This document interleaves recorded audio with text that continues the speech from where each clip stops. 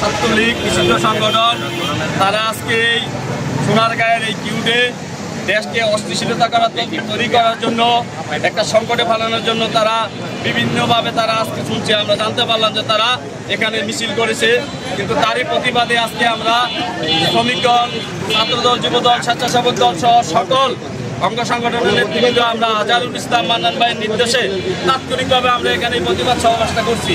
ভাইয়েরা আমার, প্রিয় ভাইরা, আমরা 15 বছর 7 মাস এই গণতন্ত্র পুনরুদ্ধার করার জন্য আমরা আন্দোলন সংগ্রাম করেছি। স্বৈরাচার শেখ হাসিনাকে আমরা পতন করিয়েছি, তার দোষরা কিন্তু রয়ে গেছে। আমাদের সবাইকে সজাগ থাকতে হবে। যেখানে তারা এই ধরনের বিশৃঙ্খলা এবং অস্থিতিশীলতার সৃষ্টি করার চেষ্টা করবে, সেখানে আমরা প্রতিবাদ এবং প্রতিরোধ করে তুলব। নিষিদ্ধ সংগঠন, সন্ত্রাসী সংগঠন ছাত্রলীগ আমাদের এখানে মিছিল করছে। তারা চূড়ান্ত হামলার জন্য এবং দেশকে অস্থিতিশীল করার জন্য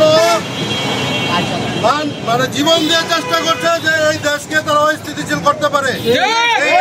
তারা এখানে মিছিল করছে। সেই মিছিলের প্রতিবাদে আজকে বিএনপি, যুবদল, ছাত্রদল, স্বেচ্ছাসেবক দল, শ্রমিক দল, কৃষক দল সকলে মিলে আজকে আমরা এই প্রতিবাদ এই মিছিল করলাম। আজহারুল ইসলাম মান্নান সাহেবের নির্দেশে কোন বাংলাদেশের এই সোনারগাঁয়ের মাটিতে কোনো অস্থিতিশীল কোনো পরিস্থিতি এই সন্ত্রাসী সংগঠনকে করতে দেওয়া হবে।